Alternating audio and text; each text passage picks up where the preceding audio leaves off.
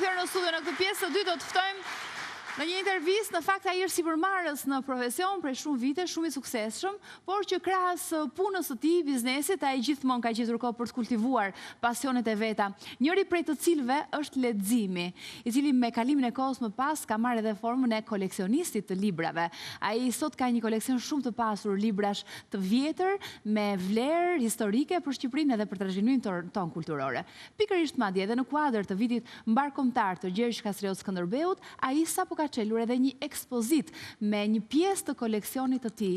Koleksioni i tij ka përshtypjen që ka diku 1200 libra të vjetër, shumë unik dhe shumë special. Me 300 prej tyre ai ka çelur këtë ekspozit për t'ia dhënë mundësinë të gjithëve për t'i parë edhe për t'u njohur, për t'u prezantuar me diçka të re, të cilën sigurisht ai e posedon me shumë xhelozi. Është e tia, por sot në studio do ta rrëfej se ç'për mban ky koleksion kaq interesant i Ylli Sulës. E presim në studio. Mirë se erdhe. Po pse mo Ylli? Pa libra në ke ardhur sot, apo i ke të gjitha në ekspozit? Ekspozita, të lutem. Ekspozita ndërkohë është shelur në Muzeun Historik Kombëtar, apo jo? Se një ekspozit e tillë ku mund çelej tjetër, i takon aty vendi. Dy ishin vendet që e mbanin më mirë të ekspozit, Biblioteka Kombëtare dhe Muzeu Historik Kombëtar. Pikërisht. Muzeu i ka hapësirat që biblioteka nuk i ka. Dhe sepse kemi folur me të dy institucionet, e të dy e mirëprisnin këtë ekspozit vërtet, dhe u vendos që të hapin Muzeun Historik Kombëtar. Ne do të shkojmë një herë me insertin ton për t'ia prezantuar edhe teleshikuesve, për çfarë po flasim në fakt, cilët janë këta libra, edhe ç'është ky koleksion që Ylli Sula ka, për sa vitesh Ylli që ti e krijon këtë koleksion? Po, fillesat mund të them gati 25 vjet. Para 25 por pjesa që... Unë që ti ke pasur me libra të vegjël, do me thë librat në miniatur ka qenë fillimisht apo jo kriteri kryesor. Më pas, është pasuruar me gjëra... Pastaj mori këtë drejtimin e librit albanologjik. E vlerave historike dhe kulturore shqiptare. Çfarë ka ndodhur pikërisht në çeljen e kësaj ekspozite? Ka folur Ylli Sula aty na ka treguar, do të shohim, do të prezantojmë me koleksionin, por edhe shumë personalitete të tjera të cilët flasin me admirim vërtet për një punë kolosale që është bërë në kaq shumë vite nga Ylli. E shohim materialin dhe kthehemi në studio.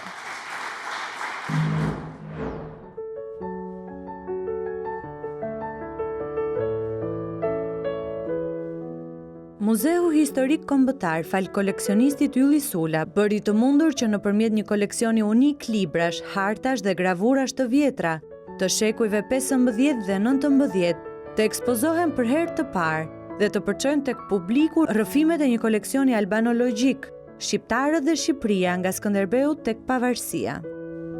Nga 1200 njësi që koleksionisti Ylli Sula disponon, ai ka ekspozuar në Muzeun Kombëtar 300 prej tyre.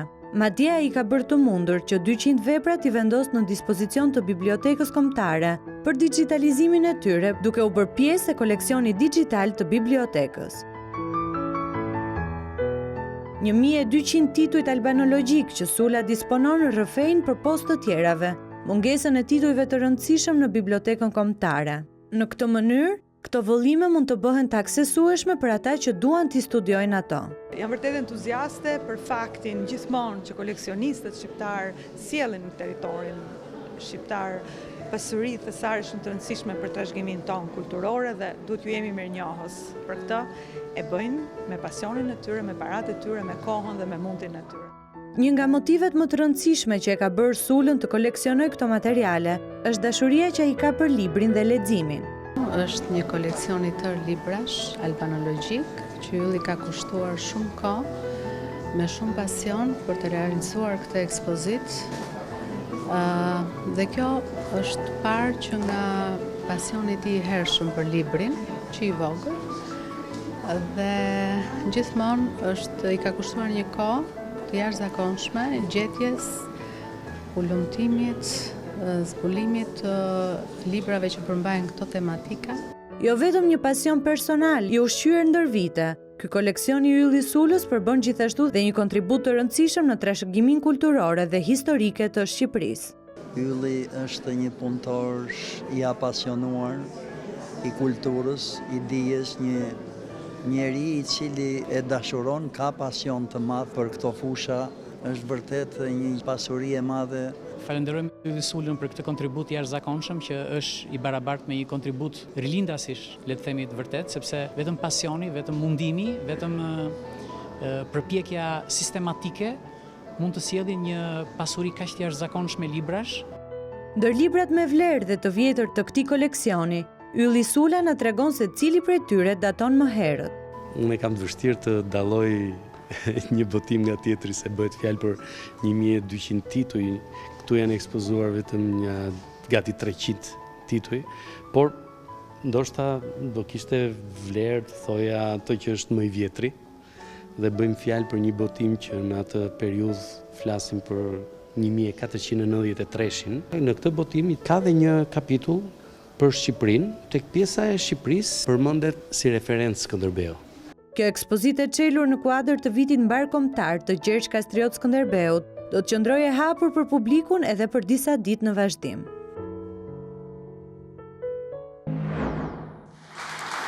Ky ishte një koleksioni. Si ke rënë në gjithë këta libra, Ylli, 25 vite, si ku ke kërkuar, si janë gjetur këto libra? Brenda Shqipërisë dhe jashtë? Jashtë Shqipërisë. 99.99% do të thotë ty mund të ketë një libër ose dy maksimumi që mund të jenë gjetur në Shqipëri, ndërsa të gjithë të tjerët janë jashtë Shqipërisë.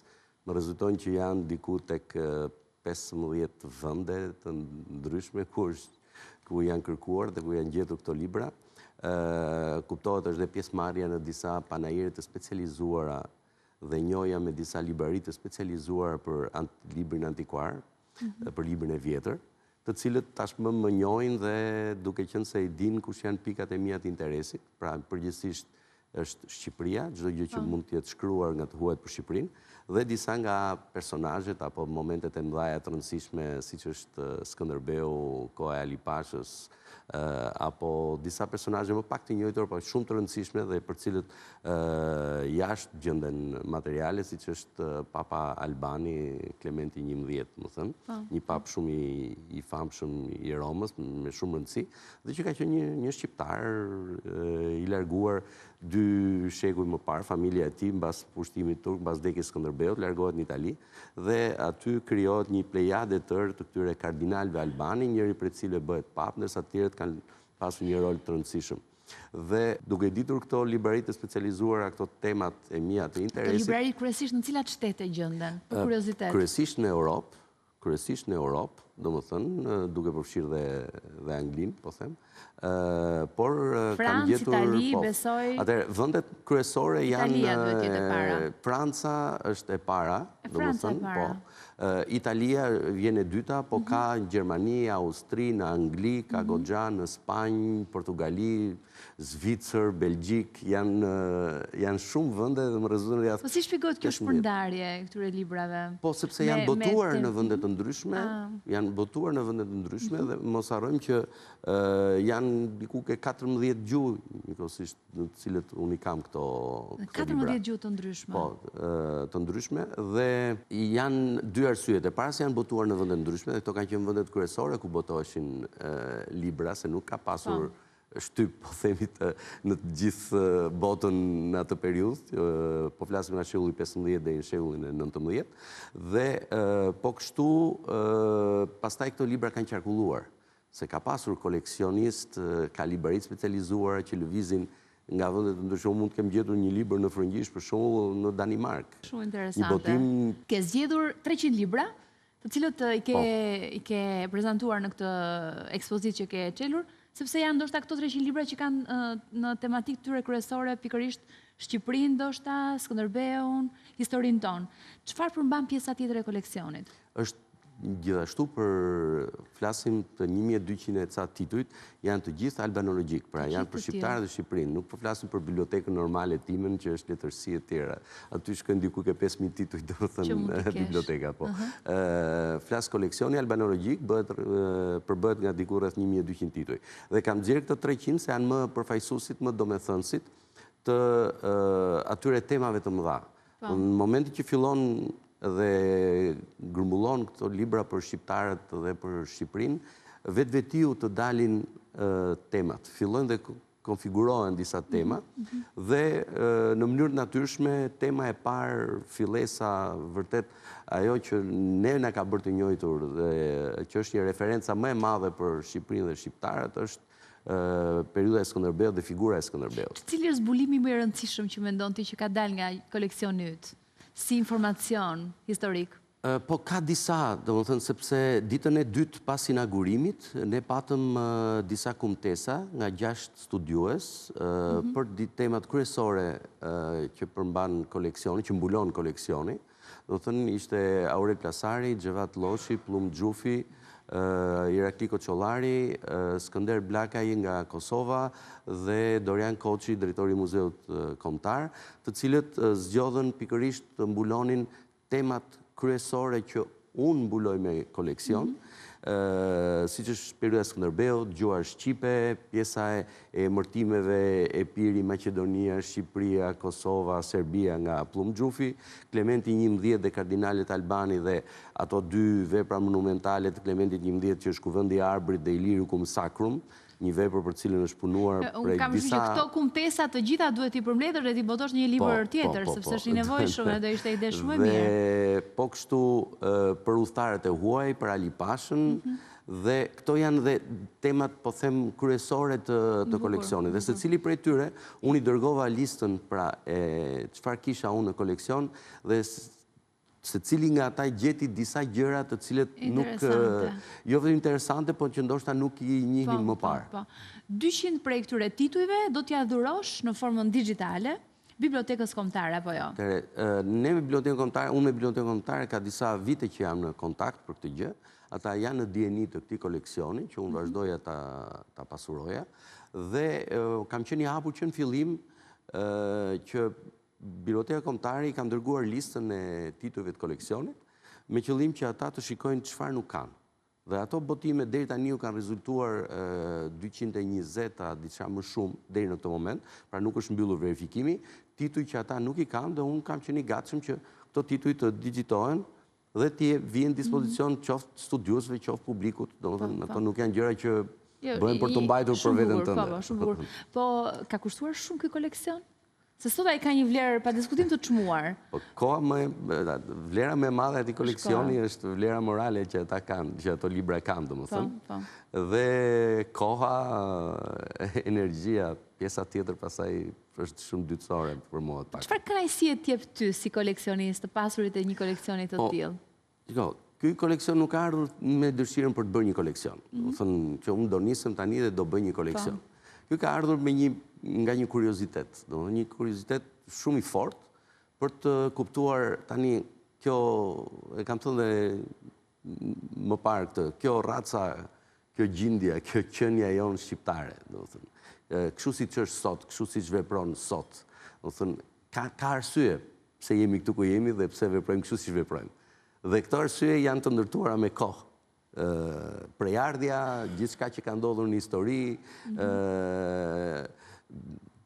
ngjarje të ndryshme, periudha të ndryshme, kontakte me kultura të tjera apo pushtime që i ka ndodhur këtij vendi, dhe ky kuriozitet ka bërë dhe vërtet që ato libra më shumë për mua, flas në planin personal këtu, për studiusit mund të kenë atë vlerën, po them shkencore, historike, për një personazh, për një ngjarje, për një moment, për një periudhë të caktuar.